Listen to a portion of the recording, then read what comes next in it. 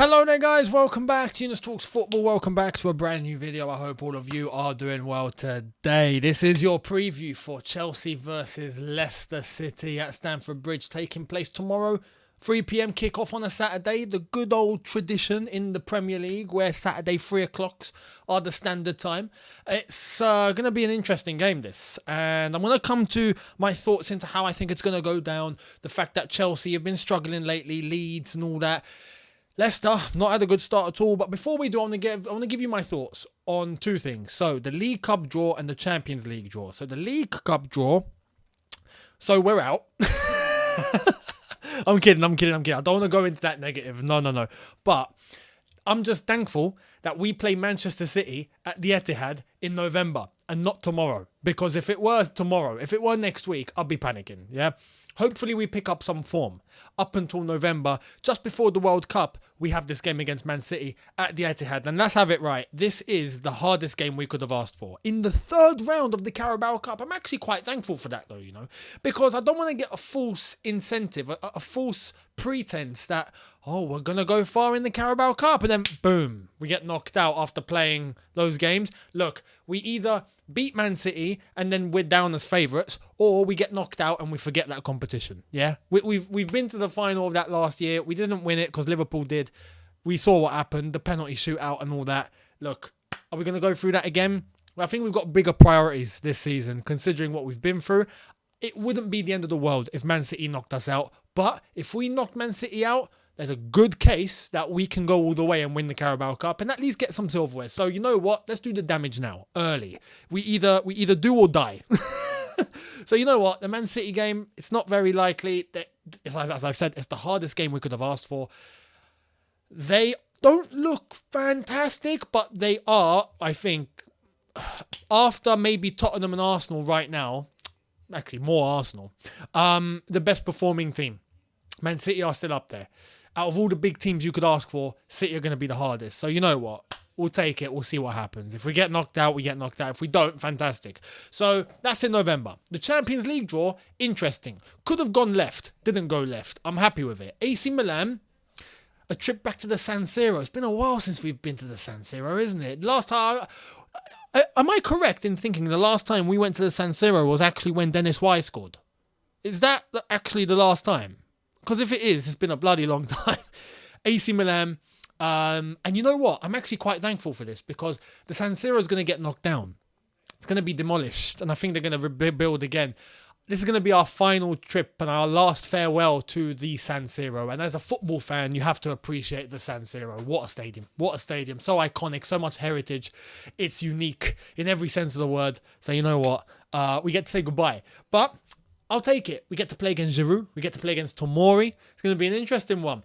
But when you look at the rest of the group, Salzburg, Zagreb, happy days, happy days. I mean, yeah, it might involve a bit of travelling. We've got to go to Croatia, but that's not the end of the world. You know, you're not going to Russia or anywhere like that. So in terms of the group, we will be finishing top two, hands down. I'm not saying first because AC Milan, they won the Scudetto. They are a strong team. They're looking good. It would be stupid for us to go, yeah, we're going to pipe AC Milan, no problem. No. So I'm happy with it. I do see us going through, and we'll see what happens going into the last 16. Fingers crossed. Now, Chelsea versus Leicester. This is a very, very, very key game. Why? Because Leicester are not on form either. You know, I mean, at least we're not in relegation zone right now, or close to it. You could talk about Liverpool. They look all over the place. But Leicester are currently 19th. They've not bought anyone. They are going to look like they're getting rid of Fofana. We'll see what happens. He won't be available for the weekend, so that's a good thing. He's going to be with the under-23s. But going forward, looking at this fixture, it would be very Chelsea, wouldn't it? After losing 3-0 to Leeds, to give a result to Leicester at home. It just would be. It would be very Chelsea for that to happen. Charity FC back in a bang. You know, I mean, I thought we'd seen the last of Charity FC. I was hoping we would anyway. And then Leeds came along and we're like, yeah, go on, Leeds, have it. You've run 11 more kilometres than us. Go for it. You deserve it. You know, we just allowed things to happen very stupidly. Unlike the Tottenham game where we looked good despite not getting the win, but we looked good. Where's that gone? We've got a few factors that are going to affect us in this game. Thomas Tuchel in the press conference did confirm that Kante is going to be out for at least 4 weeks. So again, it goes back to that centre mid problem that we have. This is just not sustainable, man. He's also confirmed that Kovacic has trained, but he's not available for more than 20 minutes. If he's playing tomorrow, he'll be on for 20 minutes, tops. That doesn't do much for us. So we're in the same problem. Who are we playing in midfield? And I've come to the conclusion, and I might do a separate video on this, I truly believe now our problems isn't to do with the system, isn't to do, part and play, but it's not primarily that. I don't even think now, even though I did, I think there is a problem with our finishing. There is a problem with our creating and whatnot. But that all stems from the engine. Our midfield lets us down. Our midfield isn't strong enough. It's just not strong enough. Unless if we have Kante, Kovacic available, and then you can combine either one of them with Jorginho or combine those two together and you got a little thing going on, it gives us something. But even then, we ask for more creativity because we don't think Kovacic has enough. We don't think Kante has enough. We don't think Jorginho has enough. And if he does, well, he's too deep. He's not going to come forward. Defensively, we're not strong enough. We don't have a defensive midfielder. All three of them, none of them technically a DM. There are loopholes, although they are our best midfielders that we have. I truly think our problems now stem from our midfield. When we have a problem, it's our midfield. If we had someone creative in our midfield, it will probably help sort out our attacking problem. And then from there, we can start addressing who's actually going to finish. Because let's have it right. Yes, we don't create much, but when we do, no one's putting it in the net. And that's a problem in itself. But it stems from the midfield. If you create enough, maybe they slot one or two in. Maybe. Despite, again, I think that needs to be addressed. But our midfield is just not balanced whatsoever. And that, I don't understand why we're not taking action this transfer window. But we now know Kante and Kovacic are out for this game. So that gives me a little bit of nervousness. I'm a little tense now. Because who are we going to play in the pivot? Well, I've come to my conclusion on what I think the starting 11 should be. I've made some changes. And we have to also address Koulibaly is going to be out because he got sent off, so he's not available. Thomas Tuchel will not be on the touchline either. It seems like he is going to be banned for this one. Even though Antonio Conte at Spurs is going to be just fine. How does that work? Don't know. FA, nice one. I mean, Thomas Tuchel can't really talk. Luckily, we can. The FA, you don't know what you're doing. Premier League, you don't know what you're doing. At this point, it's ridiculous. They're trying to say Tuchel instigated everything. Tuchel needs to be fined more. Tuchel got banned. Conte didn't. They both got sent off, though. Make it make sense.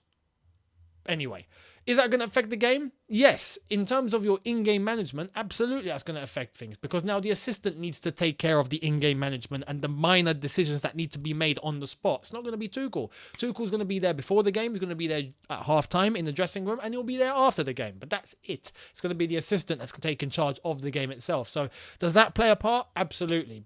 Hopefully the assistant is on it and he has eyes, I would like to think, eyes for detail. So let's wait and see what happens. But bearing that in mind, Leicester, this is a game where Leicester, I think, have two options. And we spoke about this on All You Can Eat Chelsea. Two options. Either sit back six, chill, wait and hesitate Chelsea, suffocate them, get them to come at you and just defend. And we know what we're like coming against low blocks. We don't have a great success rate. Leicester pounds for the counter-attack. Jamie Vardy, Maddison, this, that and the other. Boom. 1-0. Who knows? Or are Leicester actually going to try and do what Leeds did and take us on physically and try and command the game and put us under pressure? Even though we try to command the game on the ball, are they going to press us out of the game just like Leicester did? I'd like to think a team like Leicester do physically have that in them, although they've not showed it lately. And even at the latter stage of last season, they haven't showed it. Hence why they're 19th. We'll see what happens. It's very unpredictable. It's very hard to predict how Leicester are going to play. Very, very hard. But the quality is still there despite them being down. So we have to be careful. I've gone with a certain 11. Let's get right into it. This would be my starting 11. So, starting off, we are going to go with the goalkeeper. And look, this is my last opportunity for him. If I see one more mistake, Edouard Mendy, you're dropped. You're dropped. That's it. I want Kepa in. One more blunder. And I mean that. I'm not saying it just to, I'm just going to say something controversial. If we see one more blunder from Mendy, because it's not his first, second or third time, I'm giving one last opportunity. One more, you're dropped.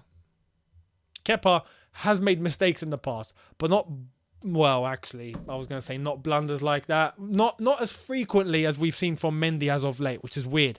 But Mendy, for me, in goal. The back three, Koulibaly's injured, so we have to bear that in mind. I would go Cucurella, Silva, and Aspie. Chalobah, there seems to be a thing with Chalobah at the moment. It seems like it's a shadow of what Lampard had with Tomori. I don't know what's gone on, but Chalobah's not being favoured. There's talk about a loan move. There's talk that Spurs are interested. And I thought that was a joke. Apparently it's legit. Spurs actually want him on a loan. And they're dreaming. We're not even going to pick up the phone to Spurs. I'd like to think anyway. But anyway, Chalobah I don't think will feature. Chilwell probably going to come in because Cucurella needs to go into left centre-back because Koulibaly is out. He's banned. So he's suspended. So we knew this when we bought Cucurella. We knew he can play left centre-back. We knew if it came to it, he'd slot in. Which means that if this is the back three, then we go with if I get this correct, we go with Reece James and we go with Ben Chilwell as the fullbacks. Reece James back in his position, please. I understand Loftus-Cheek. He's played well for a couple of games at right wing back. Oh, fantastic. That doesn't mean that he's going to be there for the rest of his career. We can be too reactive sometimes.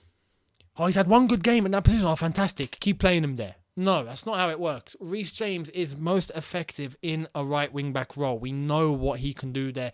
Play him there. That is his role. Chilwell at the left wing-back role because he's available and Cucurella needs to play at left centre-back.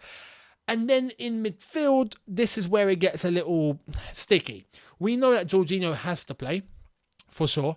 But who's going to play alongside him? Well, I've made some changes. The only man available that can play there, despite Ampadu, who I don't think is even going to get a minute because he's probably going to leave as well, is Loftus-Cheek. Do I feel comfortable with this? No. I'll be honest. Jorginho, Loftus-Cheek, I still think you're going to have similar problems to how we had it under Jorginho and Gallagher. Red carpet, free-for-all. And that worries me. I just hope maybe the wing-backs can come in. Maybe the midfielders in front can come and defend and help out. Maybe the centre-backs can go a little bit higher and close the gaps a little. I don't know, but we ain't got anyone else. Kovacic can only play 20 minutes, apparently. If not, I'd stick Kovacic in, but he's not going to start. If Tuchel said he's playing 20 minutes, he might not even play.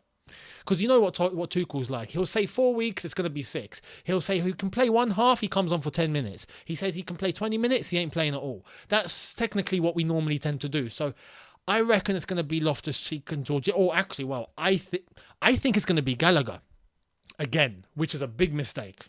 And I'd rather Loftus-Cheek there because at least he's done it before. Gallagher's not a pivot player at all. Loftus-Cheek isn't really a pivot player, but he's done it before and maybe we can hope of a good game. I still think we're going to get exposed. But the changes that I've made is in the front three. Instead of Mason Mount, I would push Gallagher up. Mason Mount's dropped for this because he's not been impressive at all. And I'm not just going to keep picking him because he's Mason Mount. No. He's been off form.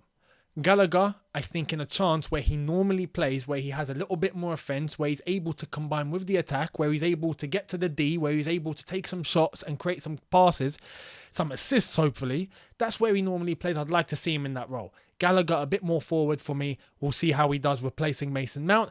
And then Sterling 100%. And alongside him, would I put Kai Havertz? Nope. Just like Mason Mount, he's dropped as well. Broja has been training. I want to try out Broja. Simple. Simple as that. Let's give this boy a chance to see what he's made of. Now that we know Havertz is off form, Mount is off form, put these lads in and see what happens. Considering that Leicester are 19th and considering we should have the quality to beat them, I'd like to think that these lads can actually get it done, given the opportunity with Sterling next to them. Hopefully that front three can be a little bit more dynamic and a little bit more direct and not lackluster, laggy, sluggish, slow. No. We need speed and we need pace and we need quick thinking. And hopefully these lads in these roles can get it done. That is what I would do anyway. That would be my starting 11. And in terms of a score prediction, it's funny. I predicted 2-0 against Leeds, didn't I? And I got that wrong. Although I got 2-2 right against Spurs. So I'm 1-1 in terms of that. The game before that, I don't even think I made a prediction. Or did I? I don't remember. But this, I'd like to think we win. Surely we win against Leicester at home, who are 19th. Surely. Am I crazy to think we'll win? Is that what we've come to? I honestly think, look, we should have too much quality for them. I'm still going to go with a narrow win. I'm going to go 2-1. Leicester might score. They might give it their all, but will be a bit too strong for them. 2-1 on the day. Nothing crazy, nothing spectacular, but 3 points and we move. That's what I hope's going to happen. I hope we get more, but that's what I think's going to happen. Let me know your thoughts down below, your predictions, your lineups. How would you shape it? Do you agree with mine or do you disagree? What would you do? What would you not do? I'd love to hear it. Much appreciated. And I will see all of you tomorrow after the game for the match review. So make sure you guys are here. Hit the subscribe button if you are new. Hit the notification bell to be notified once I've uploaded. Smash like button if you haven't already. And if you are new, much appreciated. And I will see you tomorrow after it's all said and done, and hopefully we're not in the relegation zone or below Liverpool. That would be nice. I'll see all of you tomorrow. Have a good one, people, in a bit. Take care and peace.